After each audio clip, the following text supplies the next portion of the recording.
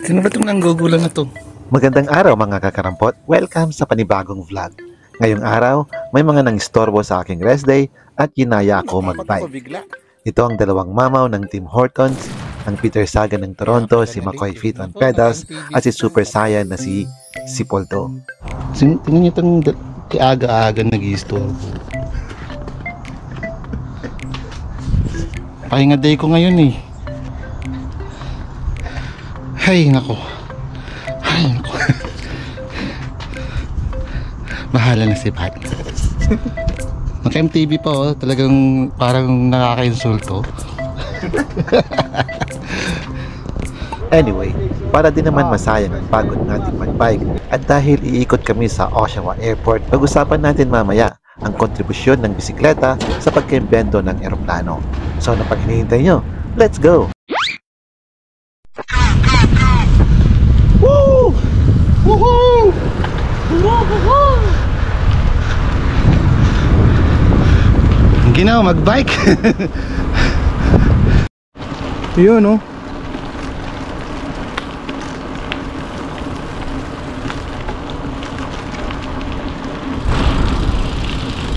Kala ko chillay lang. Bakit ang bibilis mo? Eh si Mr. President Jason Bagni. Alam mo naman yan.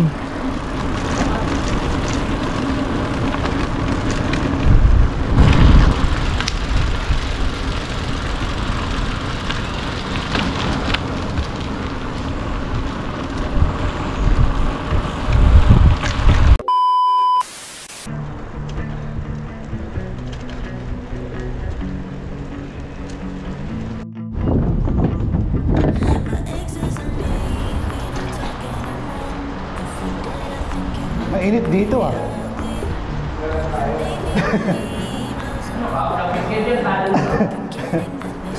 Kabilang tunnel.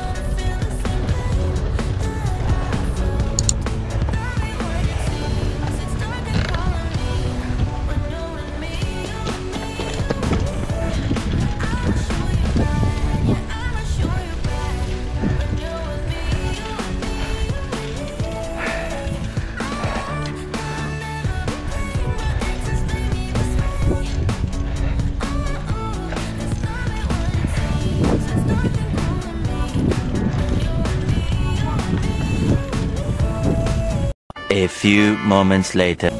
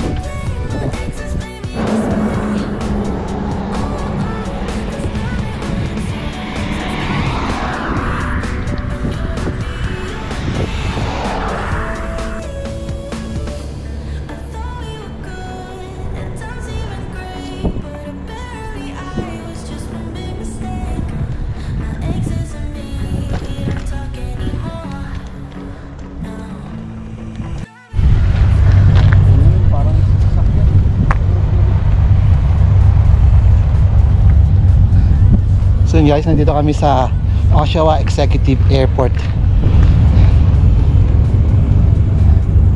Yun. Wala kaming matsambahang mag-landing eh. Kanina may mga lumilipad eh. O kahit palipad.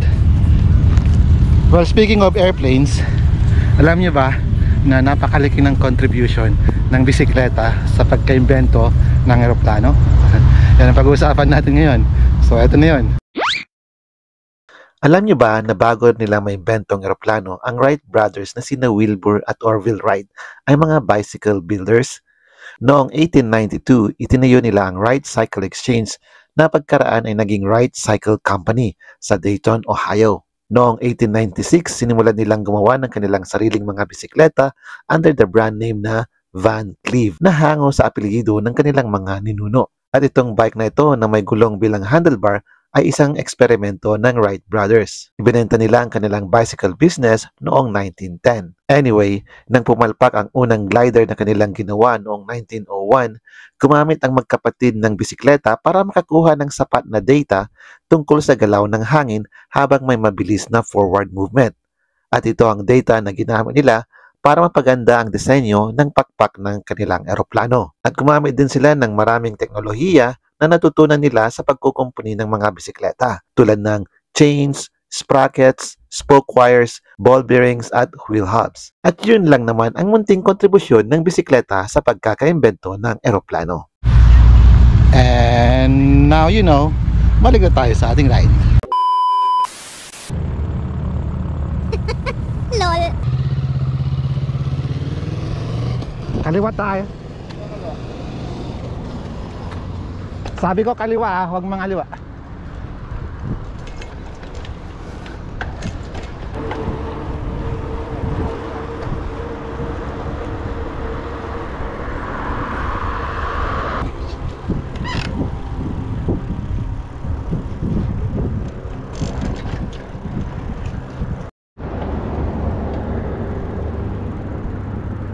May sabi mo.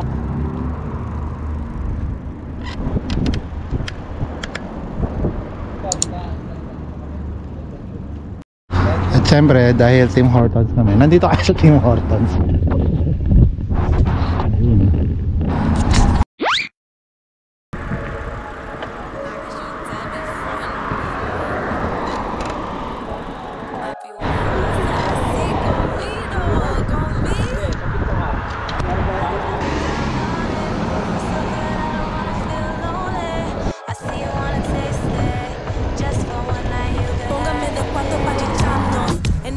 Uy, sarap nito.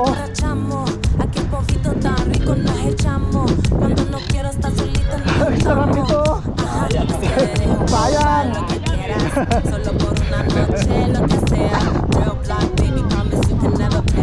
Sayang daw eh.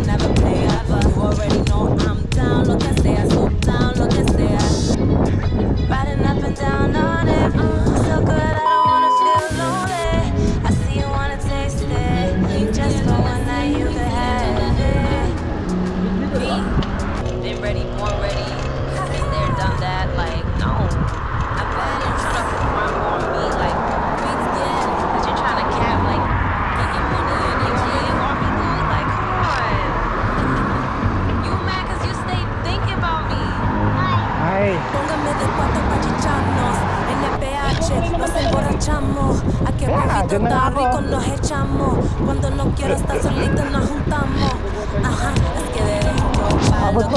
Abot pa pas namin dito, no? Sige na bro ha. Ride safe. Thank you rin. Kahit after work, pwede.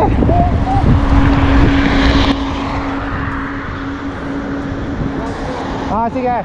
At dito na nga ako humiwalay mga kakarampot. Dumiretso na sila ng Toronto habang ako lumiko pumunta sa lake, namasyal ng konti.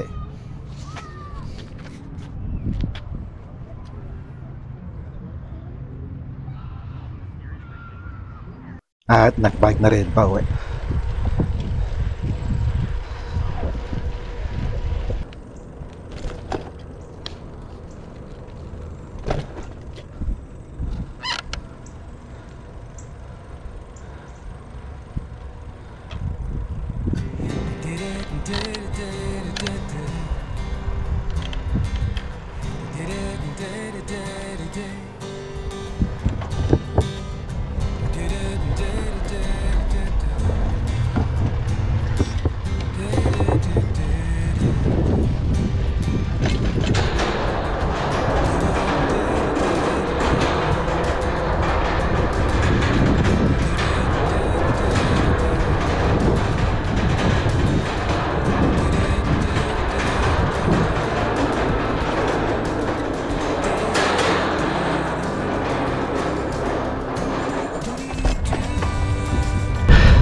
Okay guys, so itong trail na to diretso na sa amin, so pauwi na ako. So dito ko na rin tatapusin itong video na to. Maraming salamat sa panonood. Sana nag-enjoy kayo. Kung di naman kayo nag-enjoy, sana natuto. Kung di naman kayo natuto, sana nag-enjoy kahit pa paano. Don't forget to like, comment, share. At ang pinaka-importante sa lahat, mag-subscribe. Yun, kung di ka pa subscribe at kung may time ka pa, i-click mo na rin yung notification bell to be notified of future vlogs. So hanggang dito na lamang. Maraming salamat. Hanggang sa muli. Paalam.